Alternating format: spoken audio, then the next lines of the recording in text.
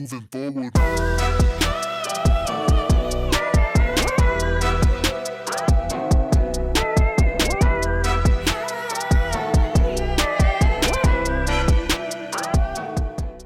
Right now, a future president could be running as a local candidate on your ballot. This person is vying to represent you, your family, and your community. Do you know what they are and what they stand for? Vote411.org is your tool for accurate and unbiased, up-to-the-minute election information on the candidates running in local races. Just enter your address to get started. Your vote is your power, the power to decide who represents you in 2022 and beyond. Get online, get the facts, and make your voice heard on Election Day.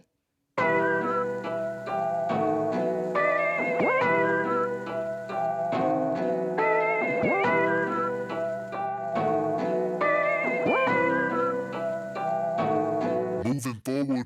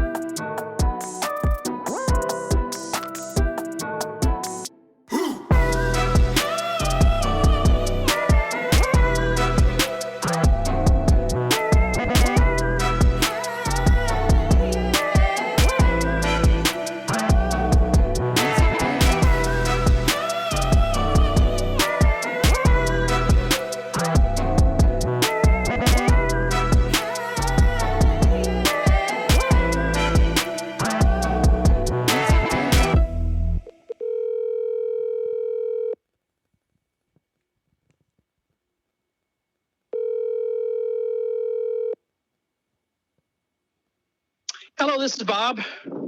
Aloha, Bob. This is Kawika. How are you? Real good. You? Fantastic, fantastic. You're my last interview of the day before I go off to the Hawaii Filmmakers Competition for the 48. Well, good luck on that. Oh, well, thank you very much. So let's get right to the thick of it so everybody can hear about you, your campaign, your thoughts and views, and why you've stepped up for your community. First, let's go ahead and let everybody know who you are, what office you're running for, and what's brought you here today. Well, my name is Robert Armstrong, and I am running for the 28th House seat on Oahu. And I am running because I feel that the citizens of the center core of our community here in downtown Honolulu, Sand Island, and Chinatown deserve better representation and more activism than what they have gotten over the past several years. And I decided that enough is enough. We've given the incumbents and the longtime politicians with the very famous names enough chance to prove themselves. And I have from personal experience and from others really good information that things are not going to change because leopards don't change their stripes. So I decided to step up and run instead. And I think I can do a better job. In fact, I know I can do a better job. Interesting. Well, let's get right into that. So before you tell us about your campaign itself, let's hear about your humble beginnings, where you come from, where does your mana'o stretch from, and how it led you into feeling you had the right answers to help our community.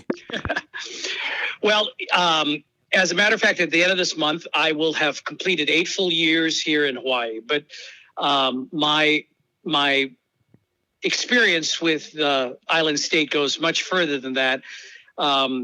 I started after I got out of college as a television reporter and anchor in markets very similar to Honolulu, and thought that I was going to save the world by better journalism. And I was really full of Bob Woodward and Carl Bernstein and a child of the Watergate era, and I thought that was the way to go.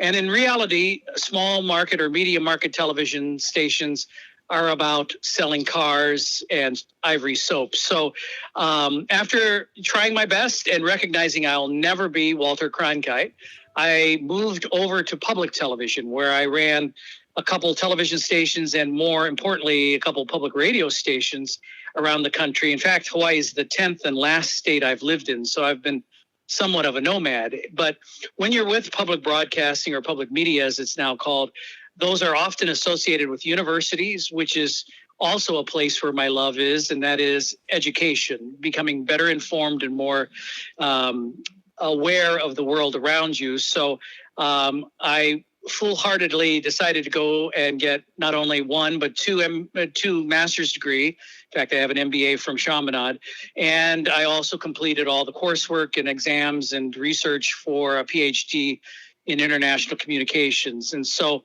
that led to a 20-year teaching career, of which 7 were abroad. My last teaching job was at UH Manoa, and I have been out of that industry for about a decade, which is when about the same time that I moved to Hawaii. And now I'm a nonprofit administrator trying to make the world better through service. And so that kind of flows right into my activism, this time on the 28th House seat of Hawaii. Righteous, bro. I dig that. So, talking about this seat, man. So, in educating our audience, before we talk about your campaign, let's talk about that seat. What are the duties of that seat? Who does it cooperate with? How do you interact on behalf of the community? How do you report to the constituency from that position? Well, first of all, I've got to win the seat, and that is on August 13th is primary day. And I would assume, being a fairly strong Democratic stronghold, which is redundant, but nonetheless, being a strong, good Democratic base of politics, that is who the constituents primarily will be. The incumbent is a Democrat, and then I'm running against at least one other well-known party member. And so I see my role as sort of the outsider. In fact, my campaign branding statement is "in your corner," because, you know, we've gotten the moneyed interests taken care of with the incumbent, and we've got the party interests taken care of by my opponent. But nobody's looking out for the little guy. Nobody's looking out for the folks who are just struggling to get by, with these inflationary times that we live in, and who have to put up with rising crime and graffiti and homelessness here in the center core of the community. Those are primary issues. They're not the only ones, but we're hoping that rail comes through. But will it? $11 billion later in 10 years, it's still, we can only smell it in the distance, but we can't see it. And these issues are older than I have been here in Hawaii. They certainly date more than 8 years, and yet we keep electing the same moneyed interest or party leaders and thinking that things will change. Well, that's why my branding statement is "in your corner," because along with Carl Rhodes, who's our senator, we need to make a difference. And I think he has made a difference. He understands these issues. And while I'm not affiliated with him in any way, shape, or form, he is inspirational in that I would be his partner on the other side of the legislature in the House to, really try to address these issues. For instance, homelessness is not about people who just don't have a roof over their heads. I mean, it's much larger than that.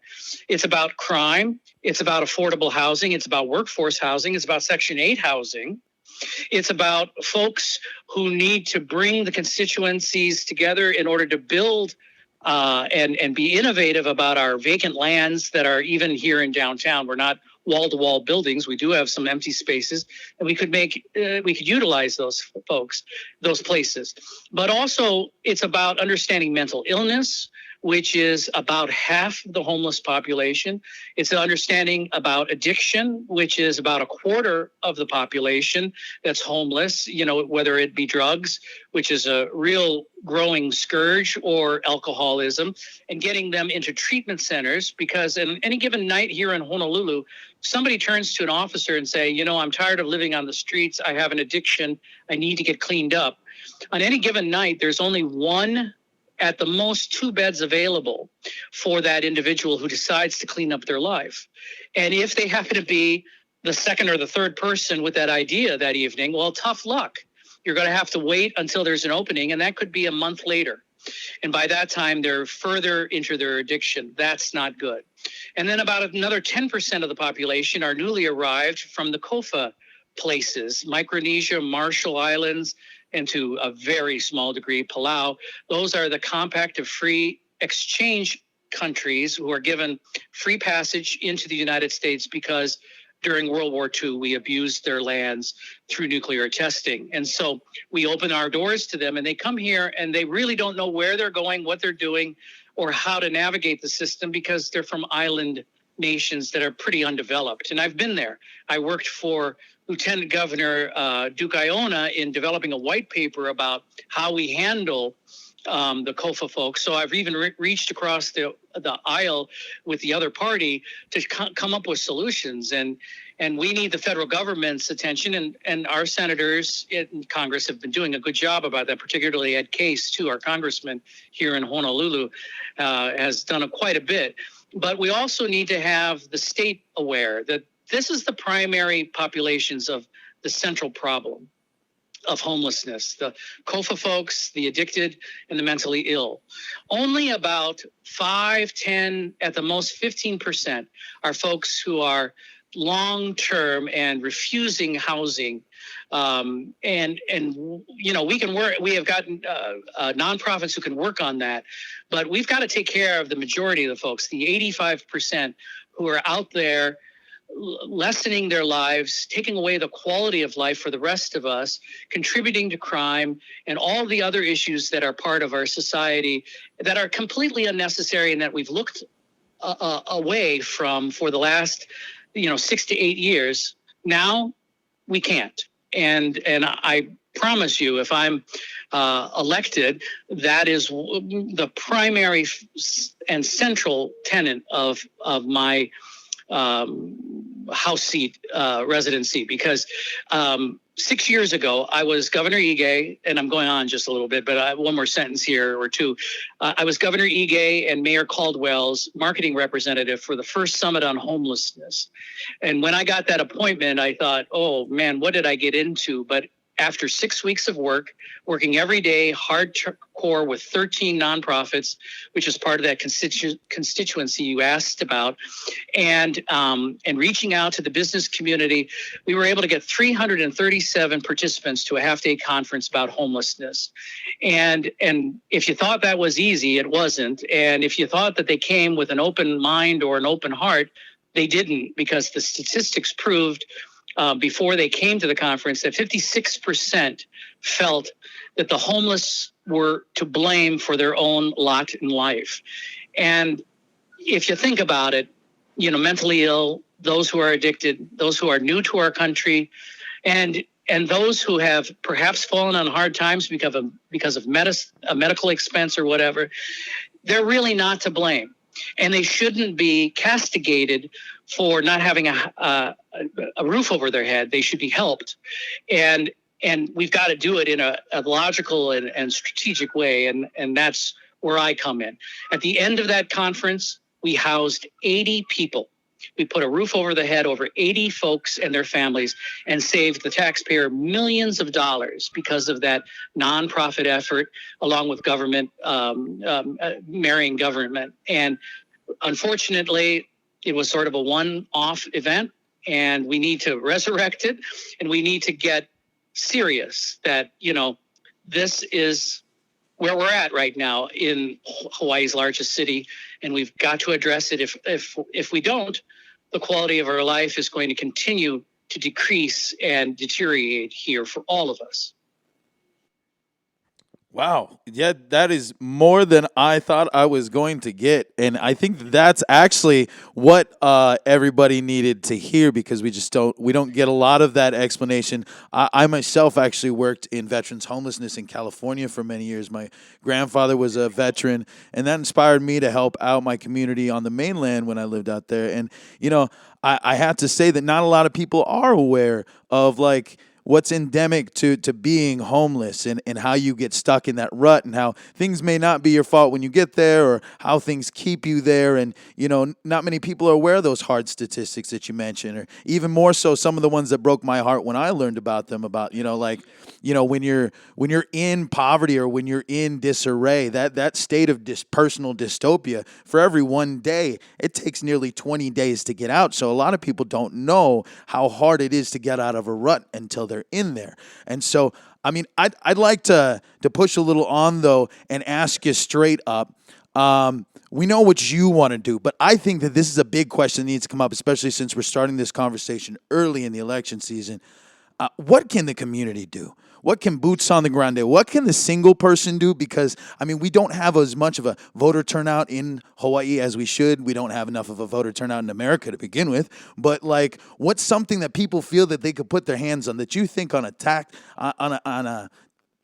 level to where they could touch it, feel it, and be a part of their community that would get them in there? Sure.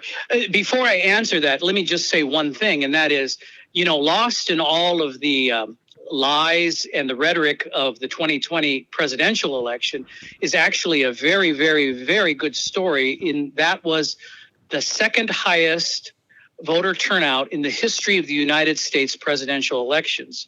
58% of the American public voted. Now, that's not very big compared to other countries who believe themselves to be a democracy.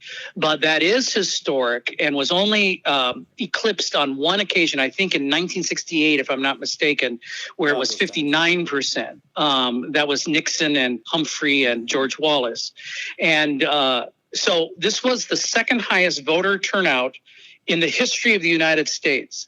More people cast a ballot for president than ever in history. And as we know, the loser lost by the highest number of votes in the history of American presidential elections, which is why he lost, because so many more people voted.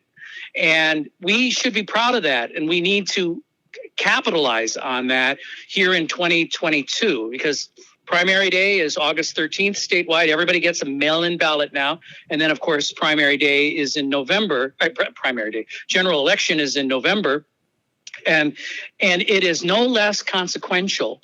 The races that will be decided on those days than it was for the presidential election in November. I mean, just to review, we're going to be voting for a governor, a lieutenant governor, our House member in the Congress. We're going to be voting for at least one senator in Washington. We're going to be voting for every House member in Hawaii legislature. Most of us, not in the inner core of Honolulu, but most of us will be voting for senators to the Hawaii Hawaii Congress. And then all of us vote for OHA members, and many of us have city council members who will be voting for. So there's a lot of races and a lot of people to get informed about. But now to your question of what can the average citizen do?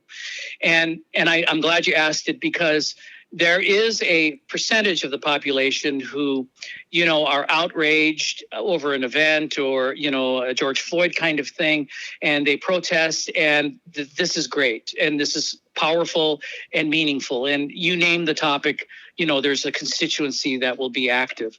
But what is really needed is an understanding and a respect for, and that's a very dicey word, I'll admit, respect for that this is a very long-term process in order to make change.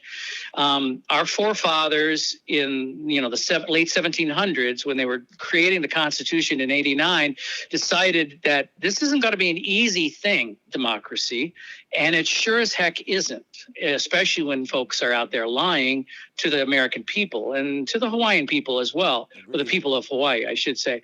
So what is needed is for all of us to first of all, get involved in the micro level politics that many of us are surrounded by. And when I say that, I mean, for most of us, it's the neighborhood board. And that, I say, is the minor leagues of our county business, of our county officials and the mayors. And my city councilwoman is my connection to, Oahu and its government. And while I have a little bit of a philosophical problem with 9 people representing about 1 million folk, that's really an outrageously low number and not very good representation. In the Hawaii House and the Hawaii Senate, it's a lot better. There's 76 folks or so that represent all of us. That's a lot better percentage and a lot more intimacy. So going back to the city and county governments, the neighborhood boards are the minor leagues or the divisions that funnel up, legislation and resolutions and foment comment in terms of various issues. And I've been on the neighborhood board for at least 4 years, both in Ala Moana, Kaka'ako, which is the neighborhood just to the west of downtown, and then now Chinatown and downtown neighborhood boards. So I believe I know about the issues that are affecting our neighborhoods and the people who live here, which is one of the reasons I'm running. And I can tell you that folks can really move the ball by being involved each month in their neighborhood boards. But even if they don't want to sit through those long meetings, and there's a lot of sausage making, and there's some fighting, and it's not all that great, if you don't want to do that, then the next thing you can do, and this is super powerful, and that is to write your legislators or to call them, and at the very least email them, and follow the legislation that's of interest to you or your family or to your constituency. And that takes effort. If I get elected, one of the things that I'm going to propose is that we have a House and Senate media office. And I'm not trying to create a bureaucracy because, in fact, I think we have too much. But the one thing we don't have is we don't have a media organ that tells the the folks of Hawaii what happened last night or earlier today in the legislature. And I'm talking about maybe a public television show, or at the very least a cable Olelo type of program, or social media at the least, a 5-minute update or a podcast of this is a without opinion or commentary view of what the Senate did today and what the House did today, and this is the impact of it, or this is where it's going to go. We need this office, and we need to inform the public that all their tax money is not going to be spent behind closed doors or behind COVID emergencies, but rather out in the open and in the light of day so that everyone has a chance to contribute. It's got to be a long slog to get that passed, but we need this media office to help inform citizens about their own government. That's number one. And so those are a couple ideas of how to get involved. Vote for the right people. Don't vote for name, but vote on their positions. Get involved in the neighborhood board or in the micro level. Even your friends might be able to organize with you and start pressuring and advocating for the things that you believe in. And then at the very least, write, call, text, email your elected representatives and keep the pressure on them. And that also includes donating to the right people, because running for office, I can tell you firsthand, is not a cheap proposition. Democracy is expensive. And in order to get my word out, I've got to talk to folks like you, but I've also got to mail, and I've got to put up signs, and all that costs money. And that's also another way that you can influence the way legislation is drawn here in our islands. Well, mahalo nui for just sharing all of that. That's a brain dump, brah. And I know that people are going to have to listen to that once, twice, 3 times a lady again, man. But, we don't have much time left here in the interview today. So before we go, I'd like to ask, can I call you again in the future, 1 month, 2 months down the road? Absolutely. Fantastic. I'll be late for dinner, as the joke goes. But no, anyways, yeah, absolutely. I would welcome it. Awesome. Fantastic. We'd really like to be able to educate our viewers on the step-by-step process, the pitfalls, perils, trials, and tribulations, and everything. And so before you go, please tell everyone, how do we get in contact with you? How do people in your area support your campaign? How do they, how do you connect with everyone? Sure. It's armstrongforhawaii.com. I'll have the website going in just about a week or so. That's the last of all the things that this is only day number 3 of my campaign, I might add. But so these things are at the foundational level, as they say. But hopefully within a week, it'll be Hawaii for Hawaii. If I might have said that wrong, I need to correct it. It's Hawaii Armstrong for Hawaii 28.com. That's it. Armstrong for Hawaii 28.com. And they can also write or email me at P.O. Box 37323. That's 37323, Honolulu 96837. It's Armstrong for Hawaii 28, and I'm running as the Democratic representative for the House in District 28, which is the inner city of Honolulu, Chinatown, downtown Sand Island. Righteous. Well, thank you again. Mahalo nui for coming on today. We thank you. We hope to see you and hear from you again, and maybe I'll stop over Oahu side and we can shake hands and talk more sometime. I would love to meet you. And the number that you used is the number for my constituents. So you may welcome people to use this number as well. Because in order to be an advocate, in order to be in somebody's corner, you have to know who you're fighting for. And so I welcome the contributions and information and the ideas of not just my constituents, but of all of the folks in the state of Hawaii, because we need to make this the best state in the union, and we need to have the most responsive government, and I intend to help us move there. Awesome. Well, mahalo, sir, for coming on today, and you have a wonderful day. Aloha. Aloha.